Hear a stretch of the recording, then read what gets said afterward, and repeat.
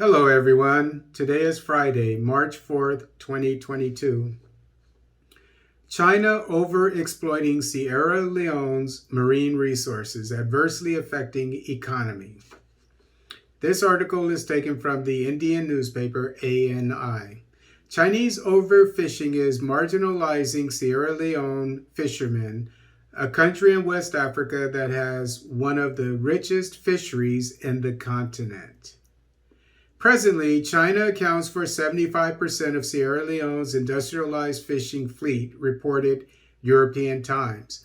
According to one of the advisors to Sierra Leone's Ministry of Fisheries and Marine Resources, the Chinese fleet has been taking the profits of the fisheries for the last 30 years, causing a considerable adverse impact on the fish stocks between 2009 and 2021.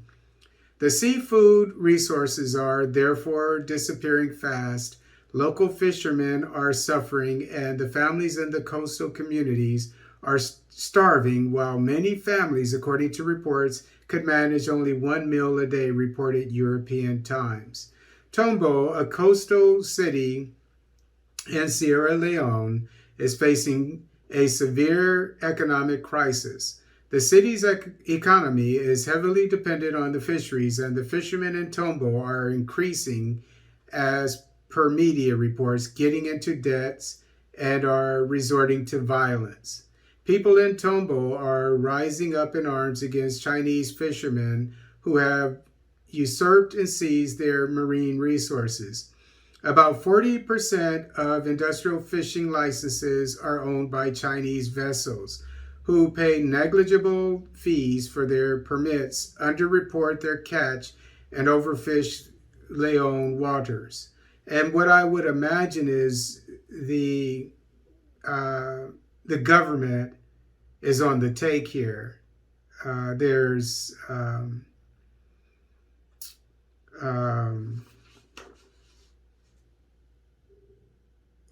corruption. There's corruption in the country. The only reason why I think that these Chinese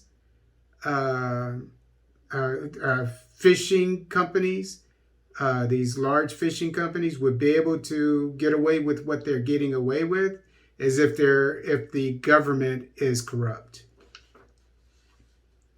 The fact that many of these Chinese vessels are far larger and technologically more advanced than those of their African counterparts exacerbates the problem farther. Importantly, they provide little or no benefit to the local economy since their catches are sold elsewhere, European Times reported. Sierra Leone's troubles have been further compounded by IUU vessels engaging in behavior that is illegal, unregulated, and unreported. Catches are going undeclared. Not all boats are fitted with tracking technology, and the country lacks the resources to enforce any regulations. All of this is taking away national revenue and preventing local people from developing their own industry. The African nations are gradually realizing the costs of over-reliance on China, and many countries are now canceling contracts with Chinese companies for their shoddy work. China is increasingly being cornered by many African countries in investment-related issues, reported European Times. And so I think that's another thing. It may not even be corruption. What this article seems to be intimating is that maybe the Chinese have given loans to the government of Sierra Leone, and they need to be paid back or whatever. And I don't know if this is the case, but it may have something to do with predatory loans or whatever. And they say, well, okay, since you can't pay back your loans, we're going to send our fishermen. This has been going on for 30 years. And so, if this is the case, we don't know. If this is the case, then it goes back to what I've been saying about the transparency that is needed for every single major loan that an African country takes up, a sub-Saharan African country. If it's of a certain amount, let's say 1 million or more, probably more, but 1 million, let's just say, excuse me, for the sake of argument, every single sub-Saharan African country, every loan that it gets into with a foreign source, that's of a certain amount, let's just say for the sake of argument, $1 million and above, it needs to be traceable by the constituents of that country online or whatever. I mean, online is the most convenient and reliable way, so that everybody knows what all the conditions are, etc. And and also when they're being paid off, if they're late or whatever the case. And the reason why is because this is an example of what can happen when an African country gets into a predatory loan agreement, and it affects the people. And so since it is their government and the politicians are only servants of the government,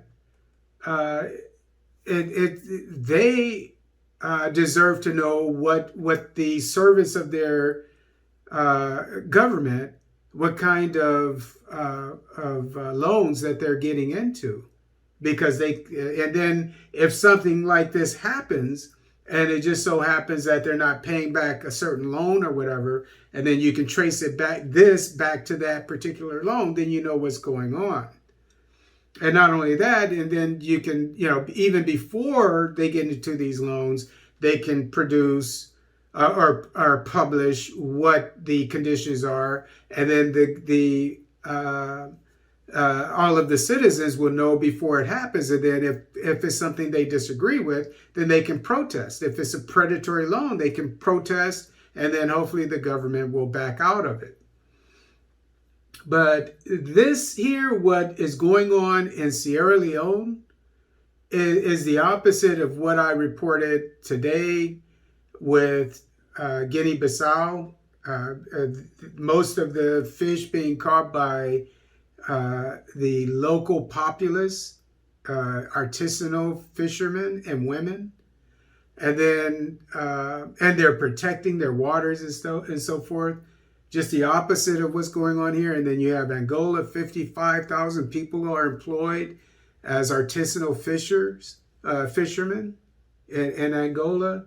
And so this is is good for the economy and so forth. Whereas this is harming the economy, not only the waters, the environment, etc., but also the economy. And they're taking the fish away from the African people. This fish belongs to the African people. And so I think the name of this president is Bio, B-I-O, of Sierra Leone. He needs to go. He really needs to go. And one of the reasons why I started my podcast, I know I don't have a big following, but I'm going to stick with it until I do. And I know one day I will, because my heart is really in this. And a big reason why I'm in this is so that I can reach enough African people. And if they don't, as I said, have good governance and report to their people what kind of loans they're getting into and so forth, and I can give them, the people, a voice. And not only that, I can expose these people, because a lot of people, what is ECOWAS doing in this situation? ECOWAS is responsible for this too. This is happening on their watch, while they're sanctioning Mali for having a junta and being in power longer than they think it should be. While they're doing that, and as well as Guinea, for the same reason, you have this going on. What do you think is worse? I mean, so this is why one reason why I'm doing this channel. So we could all unite, and then uh, we can come together. I mean, we can stick with the people of Guinea, of not Guinea-Bissau, but of in this case Sierra Leone, and force that incompetent president out of office, and make someone who is worthy of being a servant of the people, a representative of the people, assume his place.